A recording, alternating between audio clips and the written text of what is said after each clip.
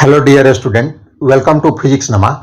आज के इस वीडियो में हम लोग JEE मेंस 2021 में फिजिक्स से आए एक क्वेश्चन को सॉल्व करेंगे। यह question laws of motion chapter से लिया गया है।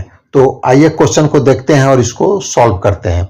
ए car is moving on a plane inclined at 30 degree to the horizontal with an acceleration of 10 meter per second square parallel to the plane upward. A bob is suspended by a string from the roof of the car. The angle in degree which the string makes with the vertical. तो इसमें है एक car है, upper direction में inclined plane पर जा रहा है और जब यह अपर डायरेक्शन में ऊपर जाता है और कार का एक्सेलरेशन 10 मीटर पर सेकेंड स्क्वायर है, तो जो बॉब है जो कार के रूफ के साथ टंगा हुआ है वह वर्टिकल के साथ कितना एंगल बनाएगा वह हमें निकालना है। तो मान लेते हैं कि यह जो बॉब है वर्टिकल के साथ अल्फा एंगल बना रहा है। तो अब हम बॉब का फ्री बॉडी डायग्राम बनाते हैं। तो बॉब पर जो डाउनवर्ड डायरेक्शन में force due to gravity mg लगेगा और जो स्ट्रिंग का टेंशन है वह T लगेगा। मान लेते हैं कि स्ट्रिंग में टेंशन T है। तो जो T का टेंशन का जो कंपोनेंट है वर्टिकल अपर डायरेक्शन में यह हो जाएगा T cos अल्फा। हम जो वर्टिकल और स्ट्रिंग के बीच का जो एंगल होगा वह अल्फा होगा। तो यह जो अपर डायरेक्शन में T का कंपोनेंट होगा वह T cos अल्फा होगा और T का जो हॉरिजॉन्टल डायरेक्शन में जो कंपोनेंट होगा वह हो जाएगा T sin अल्फा। और चूंकि यह जो कार है वह नॉन इनर्शियल फ्रेम है, क्योंकि यह अर्थ के साथ अर्थ को हम इनर्शियल फ्रेम कंसिडर करेंगे और अर्थ के रेस्पेक्ट में अगर कोई भी बॉडी एक्सेलरेटेड है तो उसको हम नॉन इनर्शियल फ्रेम कंसिडर करते हैं। तो यहाँ पर कार हो जाएगा नॉन इनर्शियल फ्रेम और चूंकि बॉब नॉन इनर्शियल फ्रेम में है तो उस पर एक सूडो फोर्स लगेगा। अगर न्यूटन्स के सेकेंड लॉ को हम अप्लाई करेंगे तो बॉब पर हम सूडो फोर्स लगाएंगे और सूडो फोर्स का जो डायरेक्शन होता है, जो कार का एक्सेलरेशन होगा उसके अपोजिट डायरेक्शन में होगा। तो कार का डायरेक्शन है, कार का एक्सेलरेशन है इंक्लाइन प्लेन के डायरेक्शन में अपवर्ड की तरफ, तो इंक्लाइन प्लेन के डायरेक्शन में डाउनवर्ड की तरफ सूडो फोर्स लगेगा। तो मान लेते हैं कि सूडो फोर्स का वैल्यू F डैश है, तो यह हो जाएगा ma। यहाँ पर बॉब का मास m है और एक्सेलरेशन कार का एक्सेलरेशन a है। तो यहाँ पर हो जाएगा सूडो फोर्स बॉब पर लगेगा वह ma लगेगा और इसका डायरेक्शन इंक्लाइंड प्लेन के डायरेक्शन में होगा डाउनवर्ड की तरफ।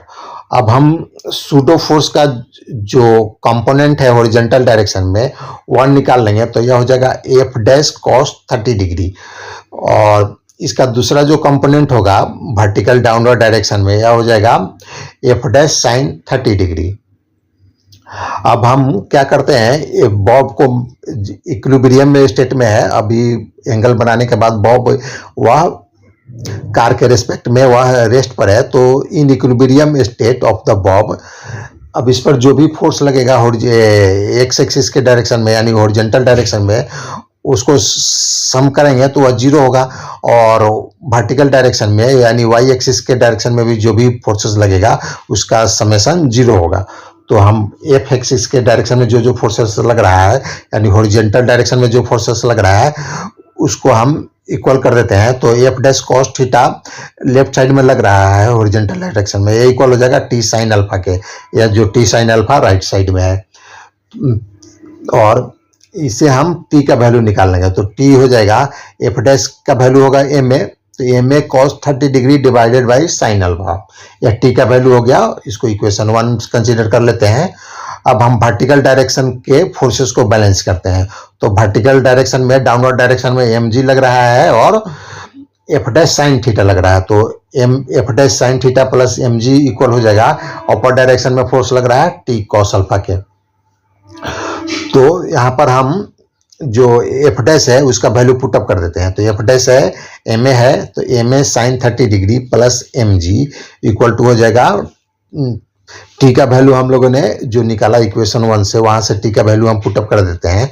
तो M A cos 30 degree sine alpha cos alpha हो गया।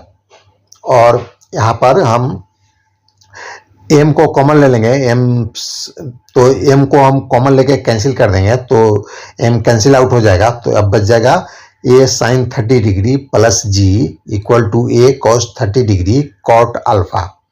Sign cos alpha divided by sine alpha हो जाएगा कॉट अल्फा।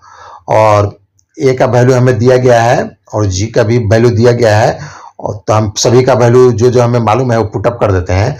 तो ए का वैल्यू 10 है, तो 10 इंटू साइन 30 डिग्री का वैल्यू वो हाफ हो गया, प्लस 10 जी का वैल्यू 10 इक्वल टू ए का वैल्यू 10 मल्टीप्लाई कॉस 30 डिग्री का वैल्यू हो गया √3/2 कॉट अल्फा।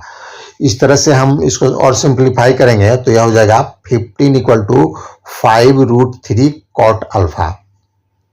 अब कॉट अल्फा इक्वल हो जाएगा 3/√3, इसको सॉल्व करेंगे तो यह हो जाएगा √3।